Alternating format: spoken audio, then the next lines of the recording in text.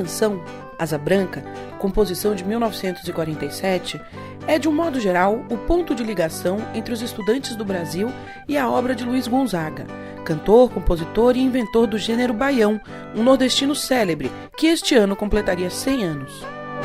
Aprender a tocar os famosos acordes na flauta ou ensaiar uma dança ao som dessa música para a festa junina poderia ser um portal eficiente para a rica produção de Gonzagão. Acontece que, tradicionalmente, o que deveria ser só o passo inicial marca também o fim das descobertas a respeito do compositor de Assum Preto e Shot das Meninas, por exemplo. Mas este ano existe uma grande chance dessa toada não se repetir.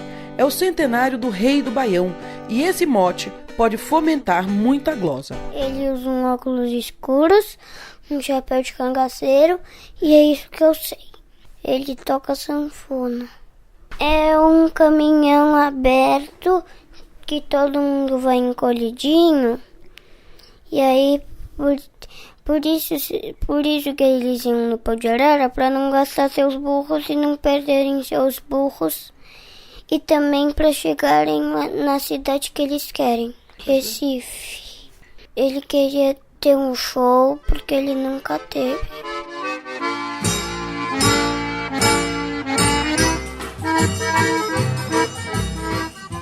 Efemérides e datas redondas são ótimos pretextos para professores, alunos e interessados em geral se aproximarem e se aprofundarem no assunto.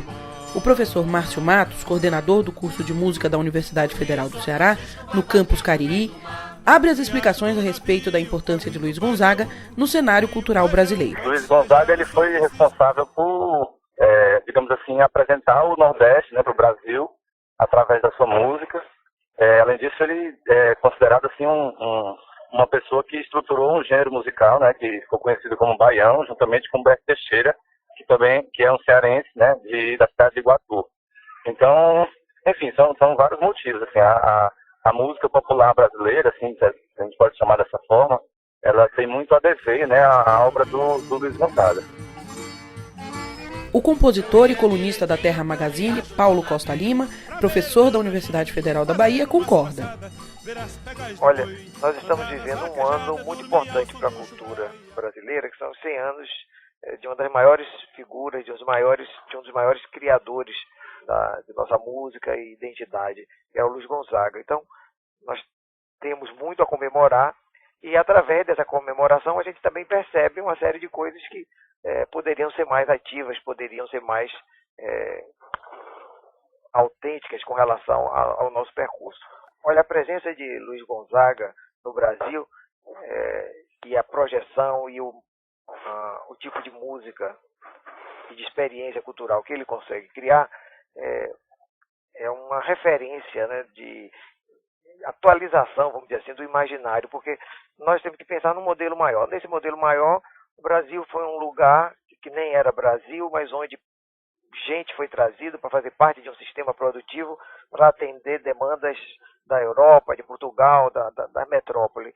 E essas pessoas jogadas aqui, portanto, sem uma construção identitária nacional ou algo que pudesse conectar isso tudo.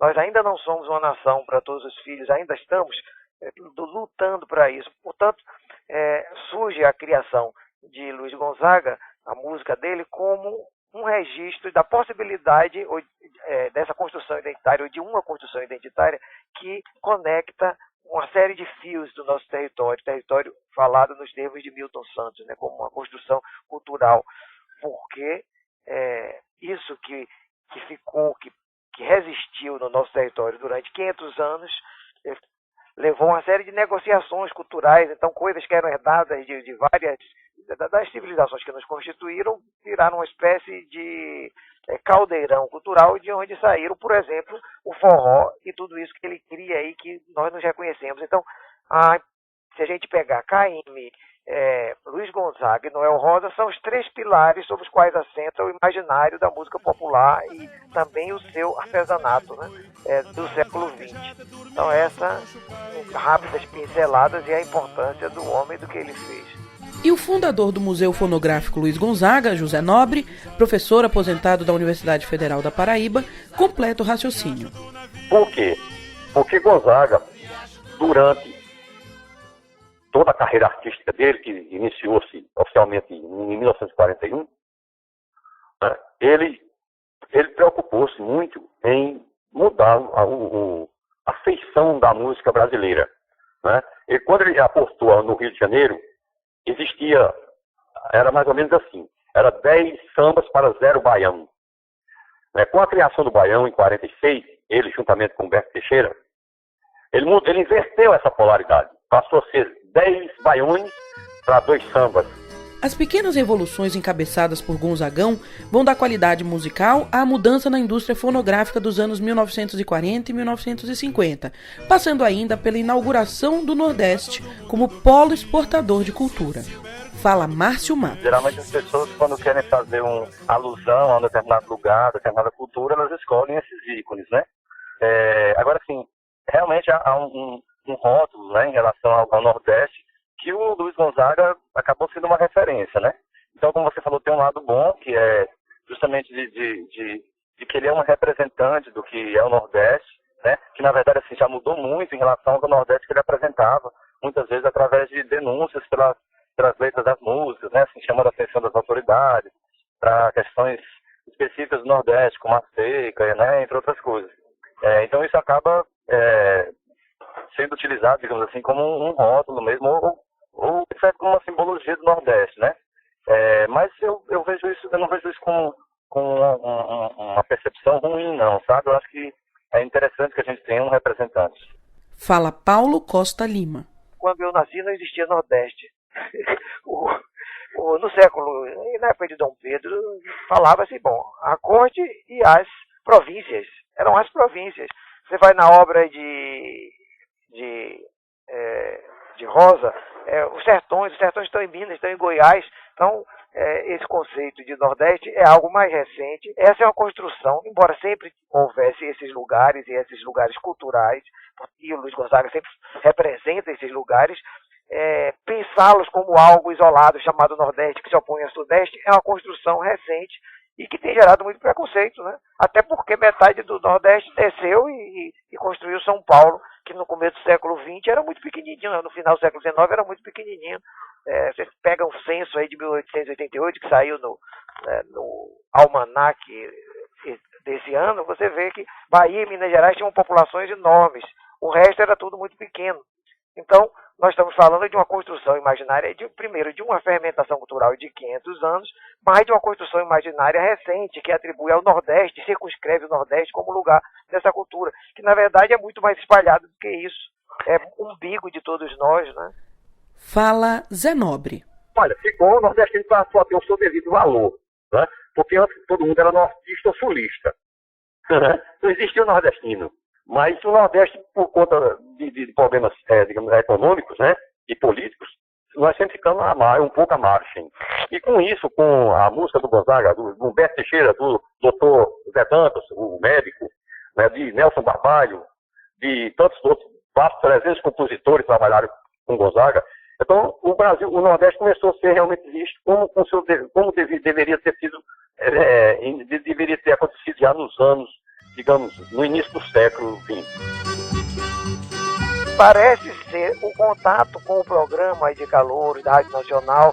Paulo Costa Lima, da Universidade Federal da Bahia. E uma certa política da época, da década e do período Vargas, de construção de uma identidade nacional, portanto uma política meio de cima para baixo, que vai aproximar o Luiz Gonzaga da sua autenticidade, entendeu? Então, como o programa precisava de um perfil, isso foi se achou que aquele perfil, que ele faria bem esse perfil, e ao fazer esse perfil, ele conecta e dá esse curto-circuito de que ele é esse representante maravilhoso de tudo, né? Quem também iniciou as músicas de protesto no Brasil? Zé Nobre, fundador do Museu Fonográfico Luiz Gonzaga. A partir da década de 50, foi Luiz Gonzaga, com a primeira música foi Voz da Seca, composição de Luiz Gonzaga e o Dr. José Dantas, o médico. São 21 músicas de protesto que Gonzaga fez. Tamanho sucesso em nível nacional acabou provocando reações adversas. O preconceito entre elas. O próprio Luiz Gonzaga, que foi para o Sudeste, né, mais especificamente para o Rio de Janeiro, na década de 30, ele sofreu muito com isso, mas em compensação ele só conseguiu fazer sucesso com a música daqui, né? Porque enquanto ele tocava o que se tocava no rádio na época, né? Ele não conseguiu nenhuma abertura enquanto artista, né? E ele acabou cantando justamente para as pessoas também que estavam aí, né? Em São Paulo, no Rio de Janeiro, em Brasília, na época da construção de Brasília, que era uma força de trabalho do nordestino mesmo. E para fechar o capítulo Introdução à obra de Luiz Gonzaga, falta falar de música propriamente dita. Sobe o som.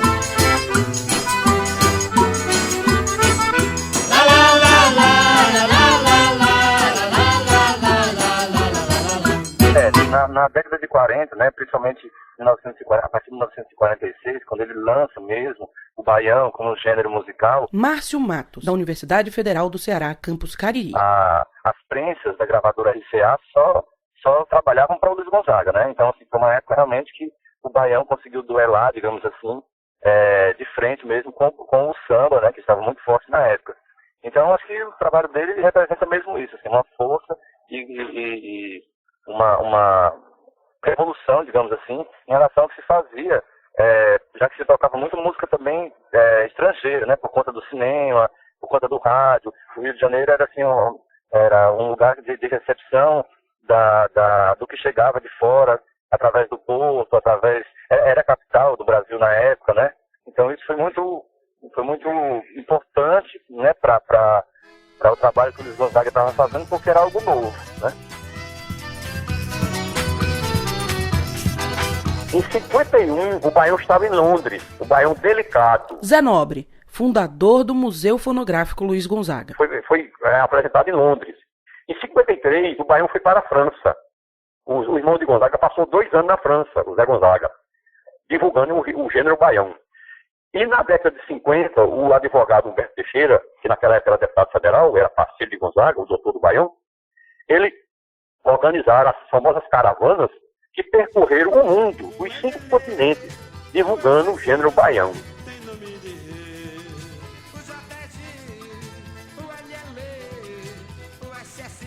Poucos anos, em 10 anos, volta à cidade dele, em Pernambuco, e a canção Januário é uma canção desse retorno, onde ele volta famoso e ele quer mangar do pai e acaba o velho Jacó ralando com ele, dizendo respeita Januário, e ele próprio, com a parceria inesquecível, que a gente nunca pode esquecer, do Humberto Teixeira, que quando a gente fala Luiz Gonzaga, de certa forma está falando nos dois, portanto, constrói essa obra maravilhosa que é a canção Januário, que é uma canção de retorno e, portanto, de consciência dessa identidade, porque o Januário está lá, o pai, de quem ele queria mangar, porque ele agora tinha uma sanfona tecnológica com 120 baixos e o pai só tinha de 8, sanfoninha pequena, mas rir do pai é uma coisa difícil, né? Quando ele está preparado para rir do pai, ele quebra a cara em Granito, justamente na cidade que é escolhida com esse nome. Granito é um lugar que a gente bate a cabeça. E ele transforma isso tudo em canção, portanto o Respeito a Januário vira, primeiro, um reconhecimento da